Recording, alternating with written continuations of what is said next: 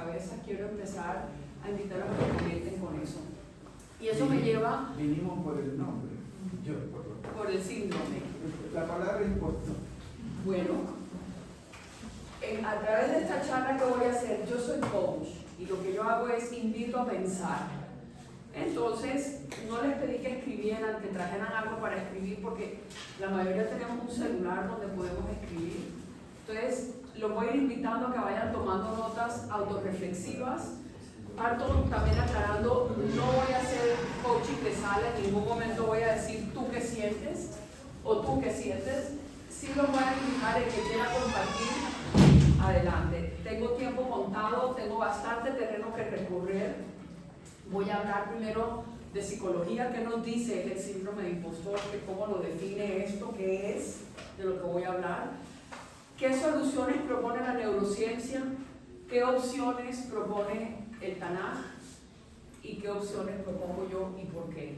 Entonces, ahora sí me presento.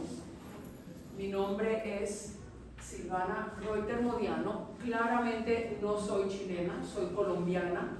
Nací en la ciudad de Shakira, o Shakira nació en la ciudad que nací yo. Por la época que me gradué de la universidad pueden ver que yo nací antes en Barranquilla que ella.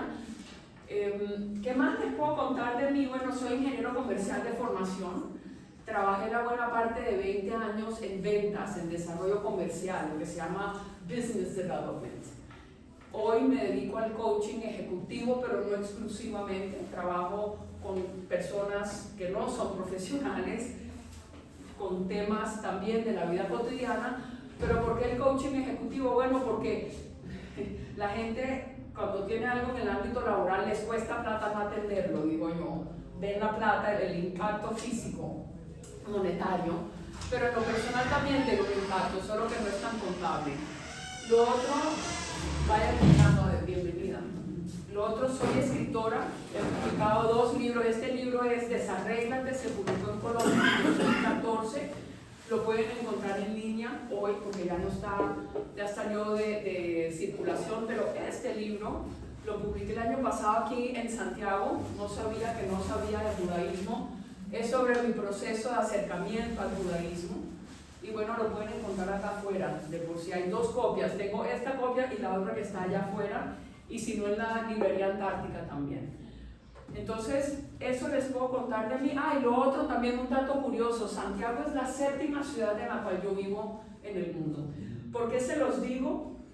Bueno, para decirles que absolutamente adoro a Santiago. He vivido en ciudades muy lindas. Viví 10 años en Sydney, he vivido en Boston, he vivido en Atlanta, unos años en Miami, y Santiago se lleva el premio de la ciudad más completa. Así que los dejo con eso. Una sorpresa para los santiaguinos. Una sorpresa para los santiaguinos. ¿Cuántos años en Santiago? 3 años en Santiago. 3 años. Ahorita les voy a poner, ojalá ese video sirva. Entonces, ¿por qué estoy aquí? ¿Por qué el tema? Cuando me llegó la invitación para venir a presentar a Limud, ¿qué voy a hacer? Y pensé que este es un público muy único en el cual yo puedo unir 2 temas que son muy cercanos a mi corazón, que son mis mundos. Es el coaching, que está informado por la neurociencia, y mi acercamiento al judaísmo, que naturalmente está informado por la Torá. No en todos los escenarios puedo yo ir a hablar de estos 2 temas. Una vez identifiqué eso, dije, ¿y de qué voy a hablar? Bueno, ese Shabbat leíamos la parashá de Shlach, de los espías. Y el rabino, uno de los rabinos que escuché en la sinagoga, ¿de qué habló? Del síndrome de impostor colectivo que tuvieron los espías. Y dije, de eso voy a hablar en Limud. ¿Y por qué? Bueno, porque como coach yo soy conocida por mi trabajo con el síndrome de impostor, y vamos a ver si esto sirve, Moisés. Si no sirve, ¿tú podrías poner play en esto? Puedes encontrar el... No sé cómo se hace. Ahí está, míralo, ahí lo llegué. Ahora tengo que tener por el mouse. Y no tendrá volumen. Si no tiene volumen, esto es una... Abajo. Estaba cortado. Aquí, ¿verdad? Estaba cortado. Ahí. No, en el otro lado estaba. No, ponen ahí en el. Bueno. Saca la pantalla completa. Sale de la pantalla completa. No es el fin del mundo. Ahí, Abajo tienes que desbloquear. Allí es. Oh, No, casi. Y lo confieso en voz alta. Es un enemigo silencioso que hace caer en reuniones, te roba ideas que nunca compartes, te paraliza y te hace mirar con envidia a otros porque en el fondo crees que ellos tienen lo que tú nunca vas a alcanzar. Yo lo... Vuelve atrás, vuelve atrás. Descuida, no pasa nada. Era simplemente no, una no. influencer con quien trabajé el síndrome de impostor y quería contarles un poquito como para contarles por qué vengo acá a hablar del síndrome de impostor. De verdad, Moisés, no te preocupes. Palabra. Deja, allí ven, yo lo llevo. No, que Ahí, ahora sí. Búscate el. No, ya está. ¿Alguna vez? Allí. Ahí Listo. está. No, está perfecto. Se perdió el momento de la autopromoción para mí como coach. Pero eso es uno de los temas con los cuales yo acompaño a personas en síndrome de impostor. Entonces, ¿qué vamos a hacer hoy? Lo primero es, quiero abrir este espacio para que piensen sobre esto que es tan común, un sentimiento que es común. Las estadísticas dicen que entre el 70 y el 80% de las personas han sentido el síndrome del impostor. Entonces, eso es algo que pensar. Lo otro, les voy a ofrecer cortas evaluaciones para que ustedes vayan pensando cómo se están viviendo, suponiendo que se lo viven, y por eso están aquí.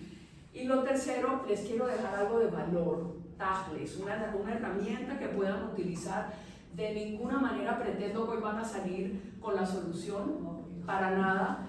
No alcanzaron a ver lo de la influencer, pero yo usualmente acompaño en procesos de 8 encuentros, es decir, 2 meses. Y no es enseñar a quitarlo, a curarlo, ya van a ver por qué, sino aprender a manejarlo. Entonces, no pretendo que hoy sea la cura, pero sí pretendo añadirle valor más en un domingo lluvioso que se han podido quedar en su casa y están aquí.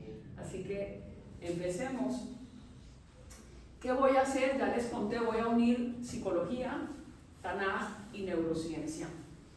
Entonces, ¿qué dice la psicología que es el síndrome de impostor? Se acuñó en los 70s, 2 psicólogas americanas, Pauline Clance y Suzanne Imes, y cuando lo acuñaron lo llamaron un fenómeno. ¿Qué es un fenómeno? Pensemos en el fenómeno del niño. Un fenómeno es simplemente algo que se observa, que no es ni bueno ni malo, simplemente es. ¿Qué es? En términos psicológicos, el síndrome de impostor, el fenómeno que observaron eran pensamientos y sentimientos. Las personas se sienten como un fraude y piensan que sus logros son producto de algo externo a ellos, que no controlamos, como que, ay, tuve suerte, o me ascendieron en mi puesto en el trabajo porque pues no había más nadie que lo ocupara, yo no controlo eso, o es que caigo bien a la gente gusta de mí, cosa que yo no controlo si gustan de mí. Entonces, ese es el síndrome del impostor. Buena pregunta, ya te voy a ir a decir que no lo es otra cosa.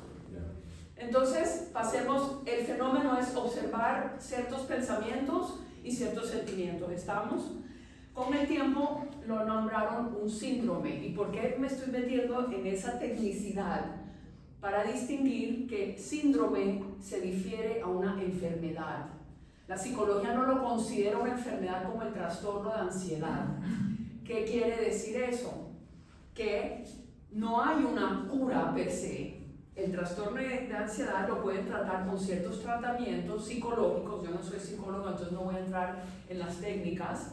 Y también posiblemente se puede medicar. El síndrome de impostor per se no tiene una cura. Lo que sí tiene son estrategias para manejarlo.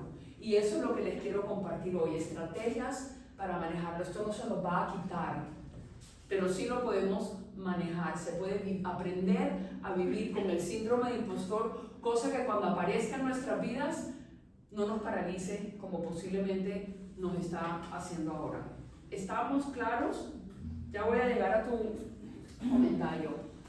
Entonces, yo que lo vivo, es más o menos sentirme así, que mis pies no llenan los zapatos, o también me ha gustado describirlo como el payaso del circo. Yo crecí yendo a un circo en vida, en vivo y en directo, donde un payaso ponía una pelota en el piso y no la podía agarrar porque la pateaba, y hacía así y la pateaba.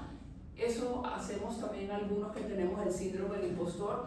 Nos ponemos estándares tan altos que nunca los podemos alcanzar. No es que el estándar esté afuera externamente alto, es que nosotros lo ponemos externamente alto. ¿Se entiende? No sirve para justificarnos también. ¿Perdón? No sirve para justificarnos. Es que yo no podría haber llegado a tanto. Así es, la incredulidad. Así es. Entonces, ¿por qué trasciende lo laboral y lo académico, aunque se dice que es donde más se vive? Yo creo que es donde más se mide realmente, no es donde más se vive. Se puede vivir en muchos ámbitos, ya les compartiré. Bueno, porque tiene que ver con cuando nos sentimos que nuestro valor es atacado, valor personal, nuestra competencia es atacada, puesta en vista. Cuando alguien más competente está al lado nuestro, nosotros nos achicamos. O nuestro sentido de pertenencia cuando estamos en un grupo, y esto puede ser social, no tiene que ser laboral o académico. Entonces, ahí va una pregunta para ustedes. Piensen en qué ámbito, si no lo digan en voz alta, simplemente tomen nota mental. Y ámbitos lo digo en plural, porque siendo alguien que vive con el síndrome de impostor, yo lo vivo en más de un ámbito. Entonces lo siento en maternidad o paternidad, relaciones de pareja, amistades, en lo académico, en las actividades creativas. No soy suficiente creativa para ser músico, artista, ¿ok? Deporte y actividad física, este es uno de mis favoritos. Yo jugué tenis competitivo muchos años y bueno, el típico es síndrome de impostor, es yo no gané el partido, el otro lo perdió, ¿cierto? Liderazgo, estatus social y sentido de pertenencia, crecimiento personal y así. Puede irse, ¿qué no puse allí? Lo veo laboral. No lo puse a propósito. Bien. Sí. Yo, como les digo, lo vivo en 3 ámbitos: en el familiar, en el profesional y en el académico. En el familiar, y les voy contando para ver que ustedes vayan prendiendo motores, conectando. Yo soy parte de una familia moderna. En la película yo soy el stepmom. Yo tengo el sombrero de burro, como dicen, el de madrastra.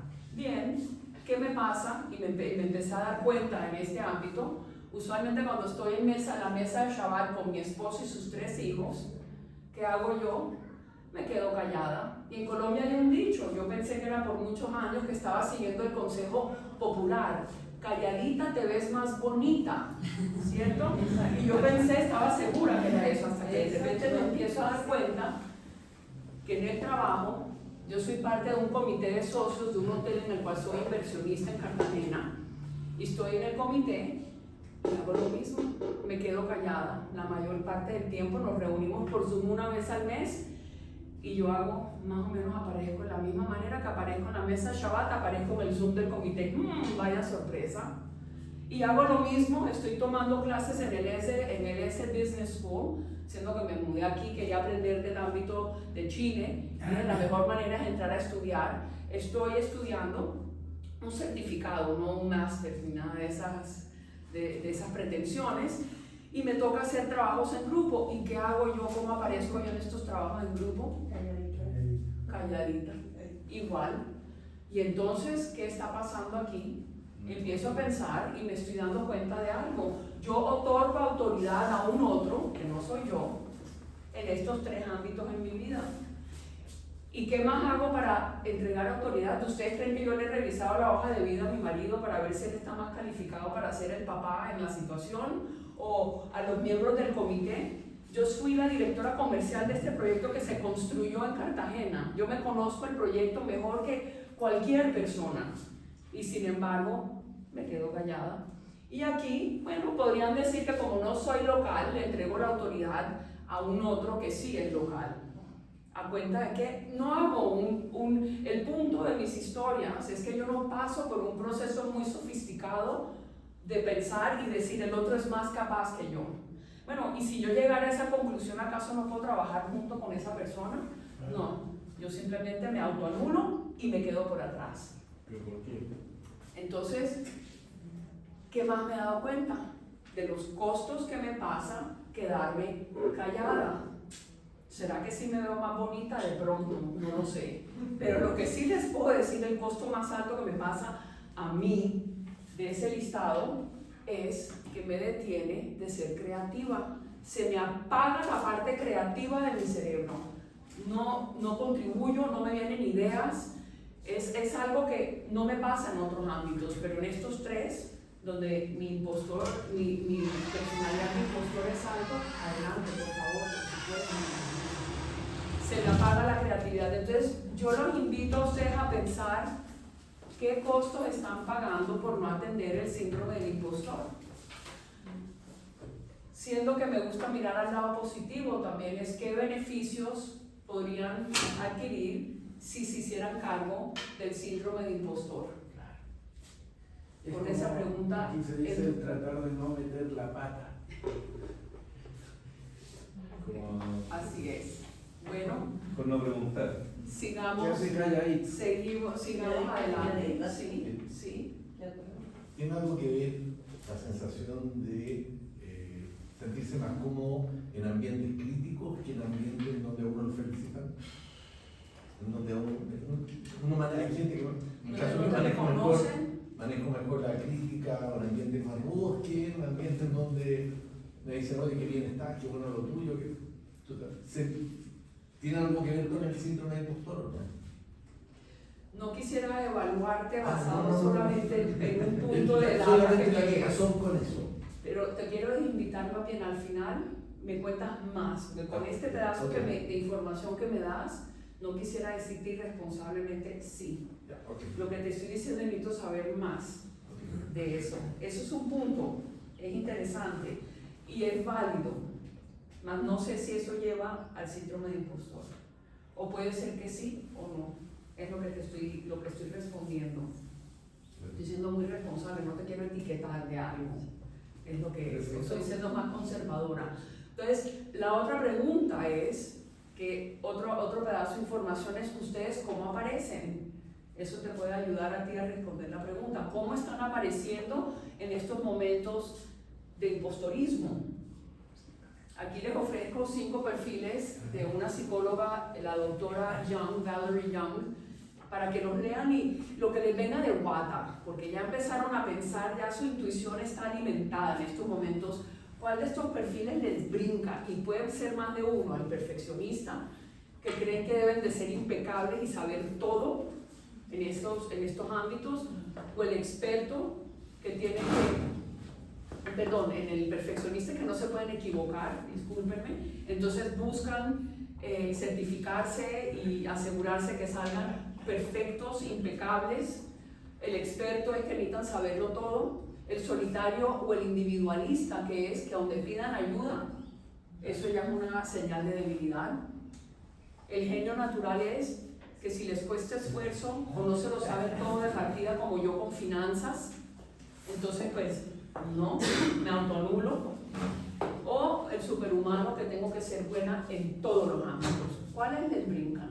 Piensen, tomen nota mental. Entonces ya tenemos ámbitos, en estos distintos ámbitos, quién se les dispara y quiénes están siendo. Bueno, en mi caso, a mí se me dispara la perfeccionista experta. Esto es lo que yo vivo en los 3 ámbitos que les comenté.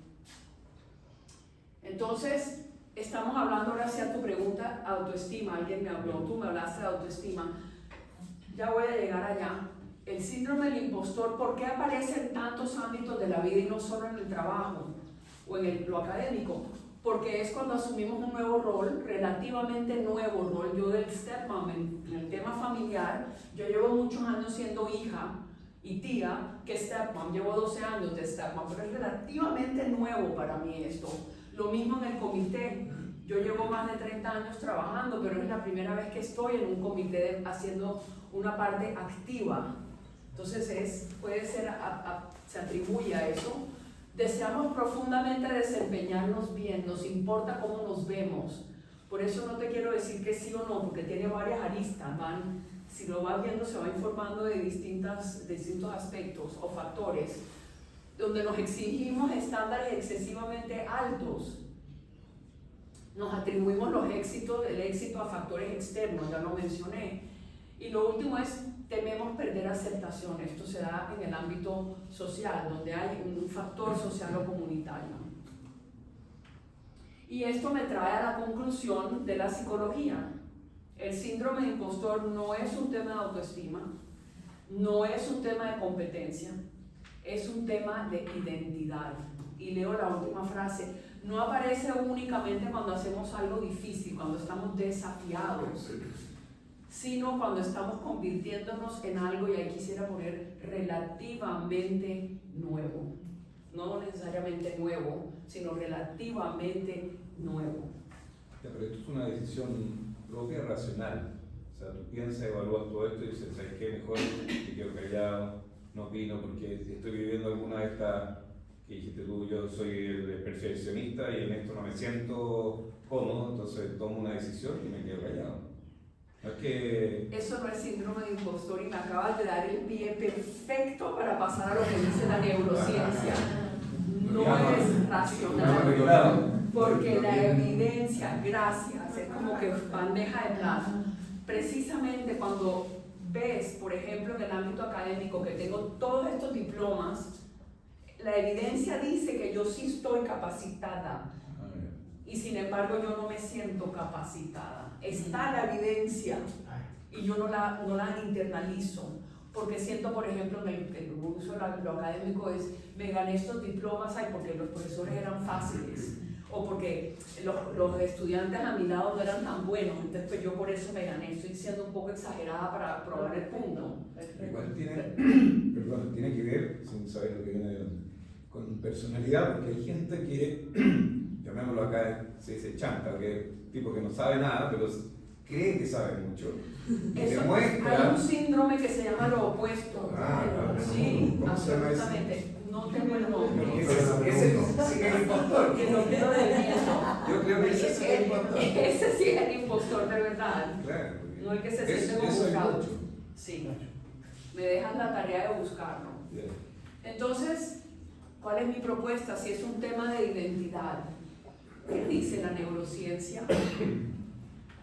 La neurociencia nos dice que es una distorsión cognitiva que hemos aprendido, y la palabra aprender es muy importante aquí. Entonces, ¿por qué les quiero contar de neurociencia? No es para contarles que yo sé de neurociencia, es porque la propuesta de la neurociencia es hackear el cerebro, hackear la distorsión cognitiva. Y lo que les voy a poner al final es revertir todo de cómo instalamos esta distorsión cognitiva. ¿Para qué? Les quiero mostrar cómo la instalamos para que después poderles dar la herramienta para desinstalarla. ¿Estamos? Entonces, ¿cómo se nos instala una distorsión cognitiva? Pues resulta que la función principal del cerebro humano es llevarnos a sobrevivir en una manera que no consuma tanta energía. Es decir, racionalizar nos lleva a sobrevivir, pero consume mucha energía. Entonces, la mayor parte del tiempo andamos en piloto automático. ¿Cómo podemos andar nosotros en piloto automático? ¿Cómo es posible que yo haya montado bicicleta a los 10 años y después me monte en una bicicleta a los 30 y todavía me sé montar en esa bicicleta? ¿Qué hace eso posible? O que yo vea a un señor que no me caía tan bien de chiquita y lo vea 30 años más tarde y vuelve a tener la misma reacción. Porque tenemos una estructura que se llama la red neuronal por defecto, a través de la cual se nos instalan aprendizajes motrices y emocionales. ¿Para qué? Ese es el Default Mode Network, cosa de que podamos hacer. El cerebro es muy bueno en predecir y actuar, porque predecir resulta mucho más eficiente que racionalizar. Y voy a usar el ejemplo típico que dicen que si me va a comer un león, pues es mucho más eficiente y consume menos energía categorizar que todos los leones me van a comer, a que ir y decir, señor león, ¿será que tú eres amigable al ser humano? ¿O será que hoy amaneciste de buen genio? ¿O tú tienes más hambre que el otro? No, simplemente me le quito a todo. Todo esto para decirles que cómo aprende el cerebro, tenemos un sesgo de negatividad. primero culpamos y después probamos inocentes. Nosotros, el cerebro humano, por diseño, culpa y después prueba inocente porque es más eficiente. Entonces, muchos de nuestros aprendizajes se basaron en indefensos, un niño pequeño, éramos pequeños y todo era un peligro, por decir. El cerebro se quitaba del camino. Estoy sobresimplificando para probar el punto de que por qué no se nos instala el que tenemos el de suficiencia, que sí sabemos suficiente y anotamos todos nuestros logros automáticamente y más bien nos acordamos de lo que no tenemos, porque hay un sesgo de negatividad naturalmente instalado en el cerebro para llevarnos a sobrevivir de manera eficiente. ¿Estamos? Y ahí empieza a pasar un círculo vicioso, nos empezamos a enredar, porque cuando yo externalizo un logro, cuando yo, por ejemplo, gano un partido de tenis y digo, yo no gané el partido, sino que el otro lo perdió, ¿qué pasa con mi dopamina? Que me tendría que decir, bien, esto lo hiciste tú y tú puedes ganar el otro partido, pero si yo no tengo ese momento, porque digo, el otro lo perdió y por eso fue que yo lo gané, yo no tengo ese fluido de dopamina. ¿Y qué pasa? Pasa uno, me pierdo del shot de dopamina que es tan importante. También cuando ando con un sesgo de negatividad se me sube el cortisol. ¿Y qué hace el cortisol? Me apaga la parte del cerebro, la corteza prefrontal, de donde viene el pensamiento racional.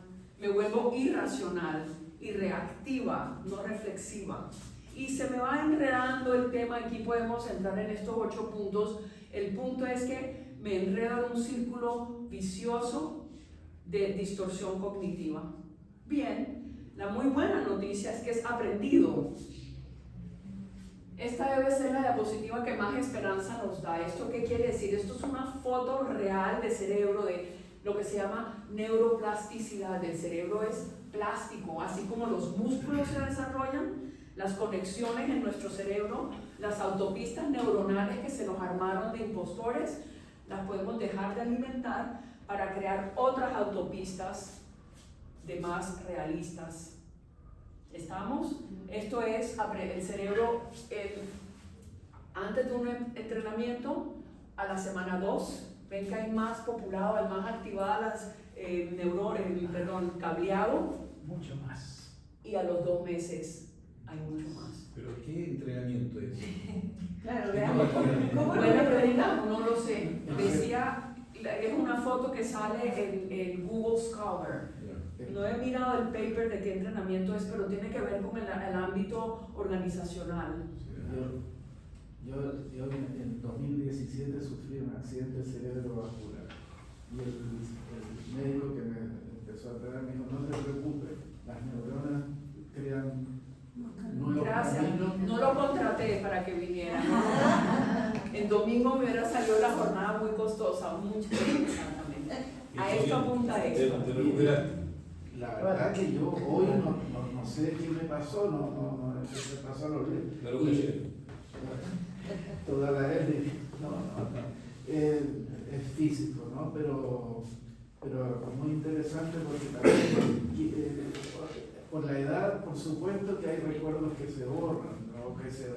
Pero de repente hay un chispazo y aparece de nuevo. No es que se perdió.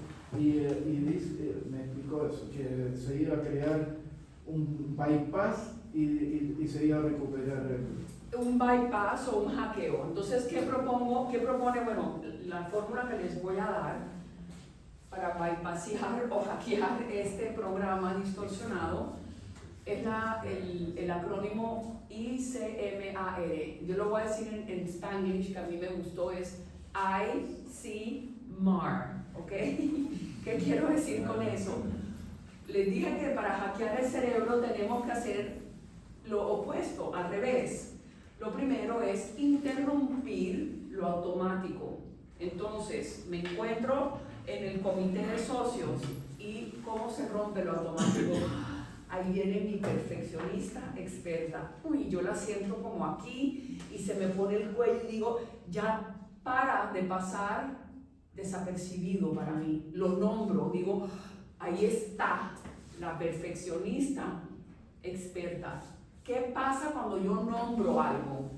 utilizo mi conciencia, le ilumino, lo nombro, ya no es, no sé, no, sí sé, pum, le pongo la luz de la conciencia encima y además cuando yo nombro, paso de ser yo el sujeto que lo siente al sujeto que observa eso que siento. Todo esto requiere de mi corteza prefrontal, no se da de manera automática. Entonces ya rompí lo automático. Punto número 1. Punto número 2, hablamos de un sesgo a lo negativo. Entonces, ¿qué empezamos a hacer? Mi perfeccionista experta tiene un sesgo a que yo no tengo suficiente. Si yo hago un inventario y me siento y digo, yo sí tengo suficiente, y empiezo a hacer un inventario, y esto es de tarea, hay que llegar a los eventos ya con la tarea hecha. Ya hoy yo llego al comité con mi tarea hecha. Por eso les digo, ¿cómo que el señor del comité sabe más que yo si yo hice la PowerPoint para organizar el proyecto? Me lo sé de adentro para afuera. Ya eso, yo antes no había hecho la tarea y automáticamente me iba a la escasez mía. Hoy me puedo ir a la suficiencia porque hice la tarea. Lo otro es mentalidad de crecimiento, cultivar una mentalidad de crecimiento y no una mentalidad fija. Que yo no sepa de finanzas hoy no quiere decir que yo no le puedo preguntar a inteligencia artificial, no quiere decir que yo no puedo abrir un libro y aprender. Entonces el mismo comité me va enseñando las finanzas del hotel. Estamos abrirme a aprender. Retroalimentación directa tenés ahí. Está alimentando muchísimo, porque está al frente y por ti mismo. Sí, si me abro a eso, claro, exactamente. Claro, si no me abro porque yo no sé nada, cuando van a hablar de finanzas se van a dar cuenta que yo no sé nada de finanzas. Sí. En vez de estoy aquí para aprender, exactamente. Sí. Lo otro es actuar. Para hacer un bypass o un hackeo, tenemos que actuar distinto a lo que hacíamos antes. Yo digo distinto porque me voy a usar a mí de ejemplo, pero puede que ustedes estén haciendo algo distinto a lo que yo hago. En vez de quedarme calladita cuando yo siento a la perfeccionista experta, actúo, pero poquito, me atrevo a hacer algo distinto porque así voy activando las neuronas en mi cerebro. Si yo solo pienso y me quedo hasta la M y se queda todo aquí intelectualmente y no actúo, no voy a lograr mucho. Pero, ¿sí? Pero, ¿qué pasa siguiendo el mismo ejemplo que puso el del partido cuando la persona pierde, ¿cierto?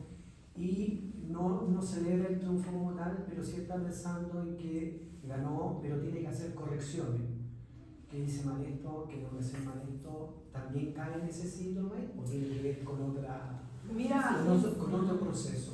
Lo voy a utilizar lo que yo he entrenado a personas vendiendo, y antes de decirle que hizo mal, porque siempre hacemos algo mal y siempre hacemos algo bien, primero apuntarlo bien. El cerebro, te tienes que poder ganar decir lo malo, porque es imposible que en un partido de tenis hiciste todo mal. Estoy segura que hiciste algo bien, así sea que me digas, uy, anoche me acosté temprano para llegar descansado al partido. Así sea tan mínimo como eso, hay algo positivo. Y yo solamente cuando te digo lo positivo, a mí se me enciende algo distinto a que agarré mal, el grip estuvo mal, estuve no sé qué, respiré mal. ¿Qué hiciste bien antes de irte a lo mal? ¿Se entiende? Sí. Y entonces actuar. Entonces si antes, y esa me voy a agarrar de allí para una acción, si yo al final de cada partido tiendo a decir es que gané porque el otro perdió, hago distinto, pausa. Puede que el otro jugó mal y puede que yo jugué mal, sin embargo yo hice esto bien, y poco a poco vamos cambiando las asociaciones neurológicas. Estamos literalmente, es como ir al gimnasio. Si yo miro las pesas y digo, hola pesas, a mí no se me va a desarrollar nada, ¿no es cierto? Me voy, yo tengo que agarrarme, agacharme, así sean 5 Pero es que esas kilos. pesas son mis amigas, yo los quiero.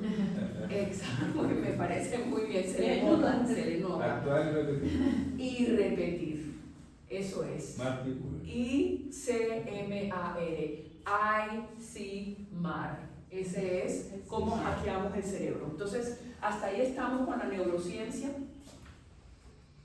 Respiremos que vamos a entrar al Tanaj, voy a respirar yo. ¿Cómo van? Eso. Muy bien. Excelente. Entonces, sigamos. ¿Qué nos dice la Torá, el Tanaj? ¿Por qué dije Tanaj y no Torá? Porque tengo libros que no son solamente de los 5 libros de Moshe. Me fui a Jueces y Ketuvim acá con la Megillat de Esther.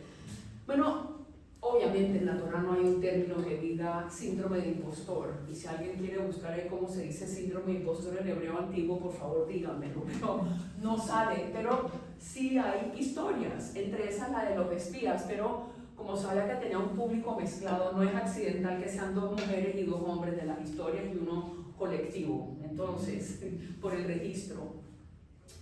Tenemos la historia de Sara. Sara, Hashem le dice, vas a ser matriarca de una gran nación. Y ella dice, ok, no tengo hijos. Bien, pero ok. Moisés le dice, tú vas a ir a hablar con el faraón y él va a liberar a los judíos. Y dice, ¿yo hablar? A ver, soy tartamudo. Esther le dice su primo Mardoqueo, Mordejai, ve y dile, tú, reina Esther, ve y habla con el rey y dile que lo libere. Y dice, yo no soy, bueno, sí soy reina, pero soy parte de un harem. Y él no da audiencia hace 30 días.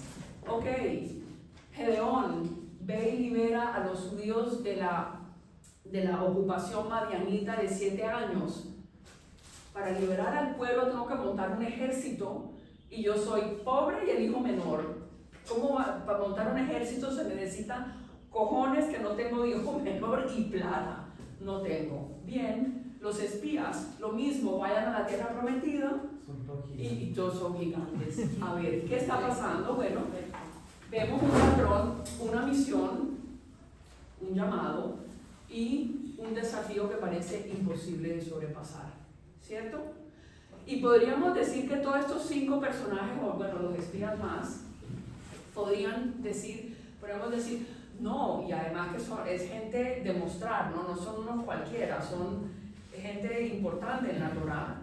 De pronto estaban siendo como Moisés, humildes. Por eso Sara dijo, yo matriarca, ¿cómo? No, con la mayor humildad.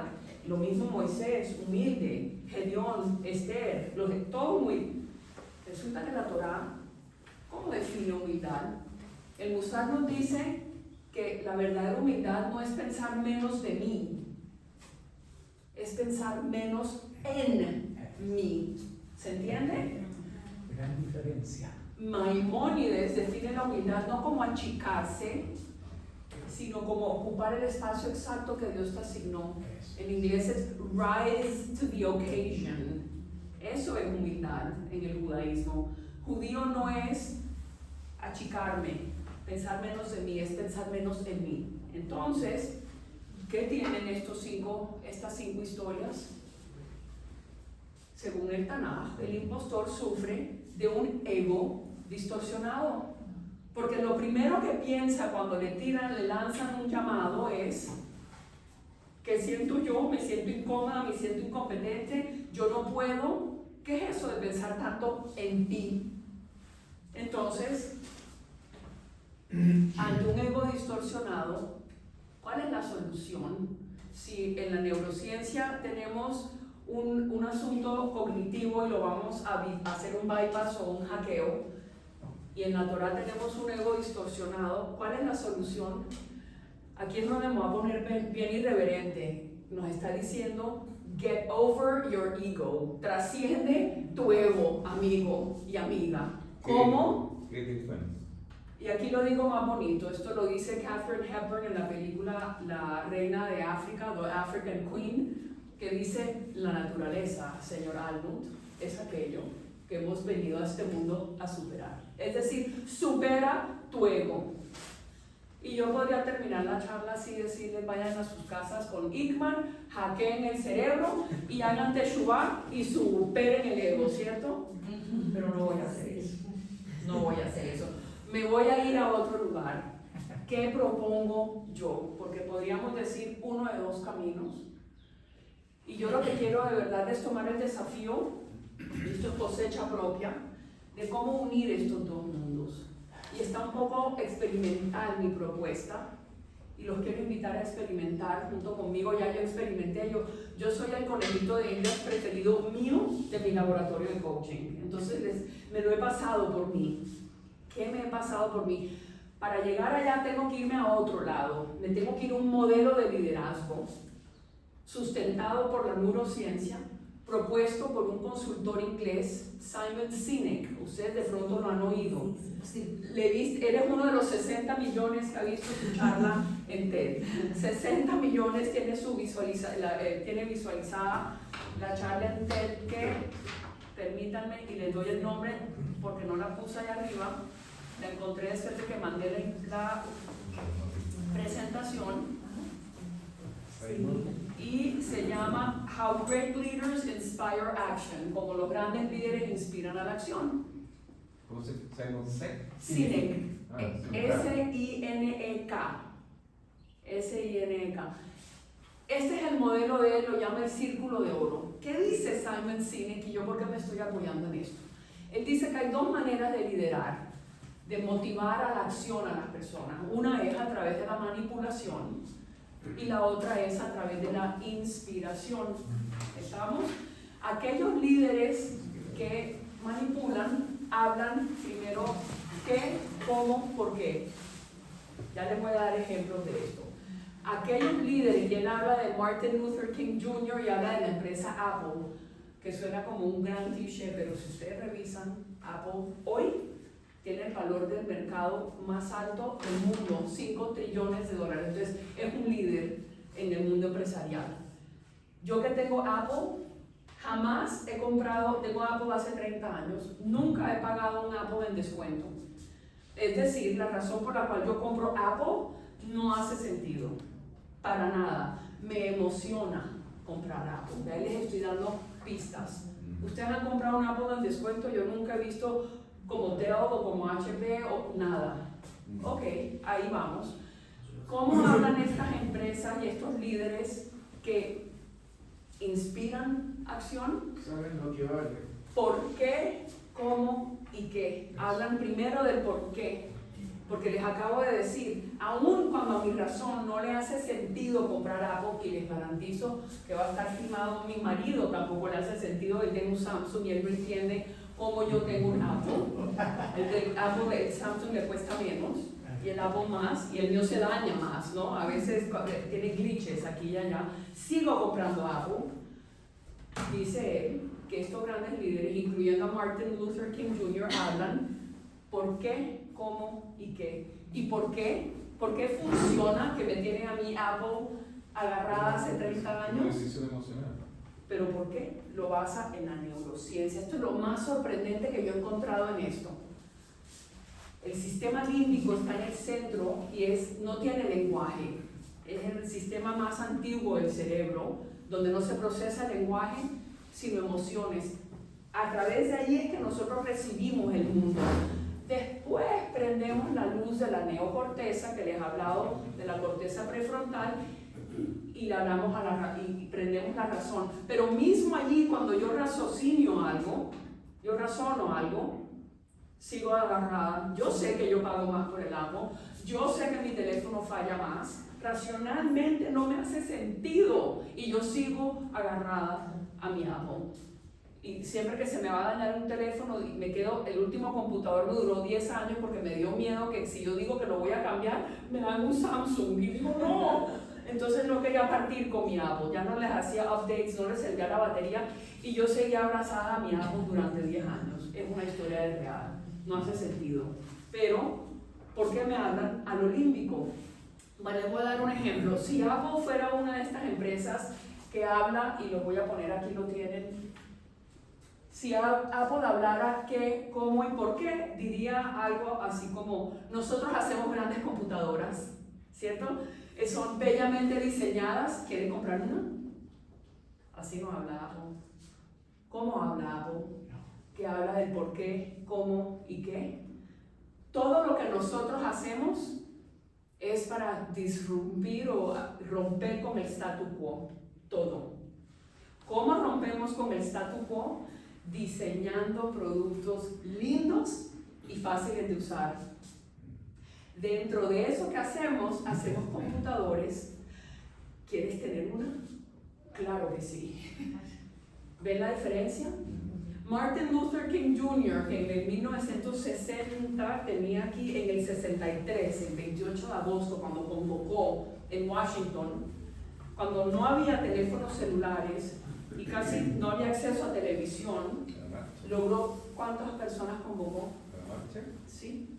No sé. 250,000 personas llegaron a escuchar a Martin Luther King Jr. ¿Y saben el que dijo? I have a dream. Él no dijo tengo un plan. Él no llegó a decir I have a plan and this is the plan para los Civil Rights Movement. Y todo el mundo nunca dijo el plan de 10 páginas. Él no sabe. Llegó y apeló porque nos habló al olímpico. ¿Estamos? Tengo un sueño. Tengo un sueño. Entonces, basándome en este modelo, quiero dar un paso más para hacerles la propuesta. Tengo un sueño. ¿Qué es mi sospecha? ¿Cuál es mi hipótesis? Basándome, y antes de hacer eso, voy a repasar lo de las historias de la Torá, del Tanaj. ¿Se acuerdan qué fue lo que dijimos? Un reto imposible de sobrepasar. Todos estaban aquí atascados en el cómo. Sara, ¿cómo si no tengo hijos? Moisés, ¿cómo si soy tartamudo? Gedeón, ¿cómo si soy muy pobre para montar un ejército? Reina Esther, ¿cómo voy a hablar al rey si yo soy parte de un harem? ¿Cómo? Los espías, ¿cómo? ¿Y qué les está diciendo Hashem? Miren adentro al porqué. ¿Y qué hago yo cuando estoy siendo perfeccionista, experta? Estoy aquí, en el cómo. ¿Cómo y qué? ¿Cómo y qué? Identificada, sobreidentificada con el cómo y el qué. Si el por Entonces, qué es tan importante, hay que jugarse por eso. y mi propuesta es la siguiente. Una de las maneras más poderosas que yo conozco de manejar el síndrome del impostor como alguien que lo sufre, lo vive, es revisar en esas áreas donde estoy siendo impostora, donde estoy teniendo episodios de impostorista, revisar si yo tengo claridad del por qué. ¿Y saben lo que yo descubrí? Yo descubrí que en otra área, donde también siento el síndrome del impostor, pero estoy siendo exitosa manejándolo, es en el coaching y como escritora. Porque si no, no estaría aquí enfrente a ustedes, estaría también calladita, más bonita, ¿cierto? Y aquí estoy, he publicado 900 páginas, yo creo que no soy muda como escritora, ¿cierto? A pesar de que manejo el síndrome de impostor en esa área. ¿Qué es la diferencia? Me puse a pensar. En el 2008, yo tuve un despertar existencial, por no llamarlo crisis. Estaba en la dirección comercial de un proyecto, un startup, viviendo en Sydney, y me empecé a preguntar, muy inconveniente la pregunta además, ¿yo para qué estoy viva?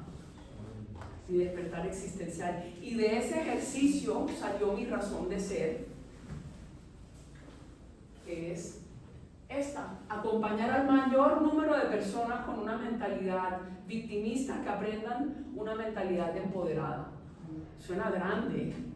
Pues les quiero contar que es muy inconveniente que yo haya descubierto esto, porque dejé mi puesto en la dirección comercial de un startup al otro lado del Sydney Harbour Bridge, es decir, esto que llegan a ver las personas de todas partes del mundo, yo lo veía todos los días llegando a mi oficina, y eso no fue suficiente.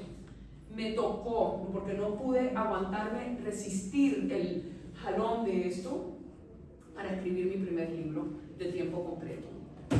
Allí nació Desarréglate. Me senté a escribir este libro porque, llamada por esto, fui y lo respondí. Años más tarde, sigo respondiendo a ese llamado como coach y también en parte escritora. Y aquí sigo. ¿Y qué descubro yo? Que en los otros ámbitos, donde todavía no he logrado manejar el síndrome de impostor de la manera como lo manejo en el ámbito de coaching y de escribir, yo antes de estar aquí y de esta oportunidad de presentarlas a ustedes, no me había sentado a revisar el porqué, no me había sentado. Y cuando lo hice, esto es versión 1.0, que salgo en público a compartirles a ustedes algo muy rápido. pero ya tan rápido como está allí, muy a la ligera, en el ámbito familiar, ni porque es crear junto a mi esposo una familia en la cual prime el amor y el respeto.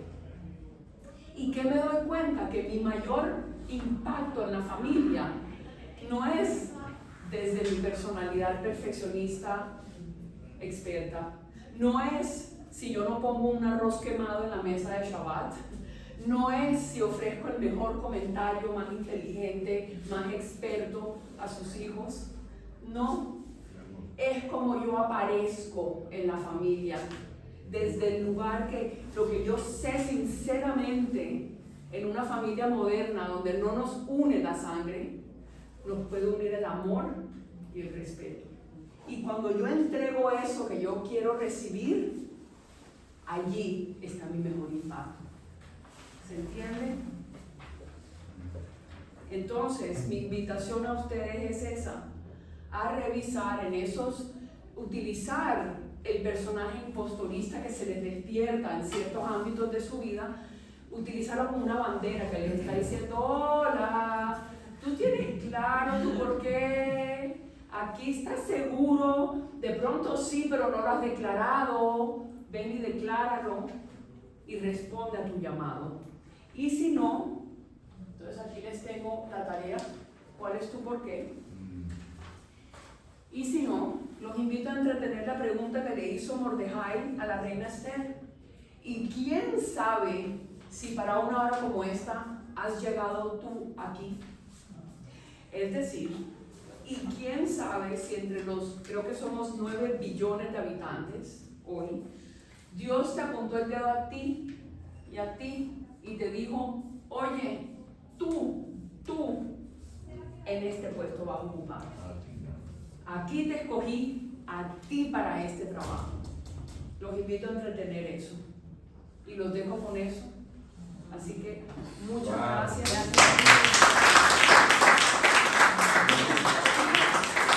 Si quieren escribir, me encantaría explicar con ustedes porque estoy en experimento y es en serio. Sí. Mucho cariño. Gracias. Te quiero agradecer.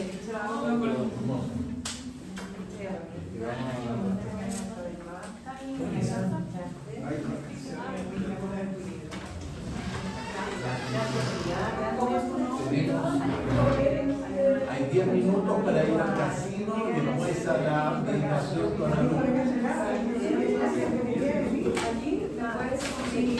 Ya, cuando ya la tomé. Cuando lo tengo. ¿Tienes Instagram? Sí. No, tengo LinkedIn. Sí, es mi teléfono, por lo tanto tiene WhatsApp. Sí, el mío me puso aquí.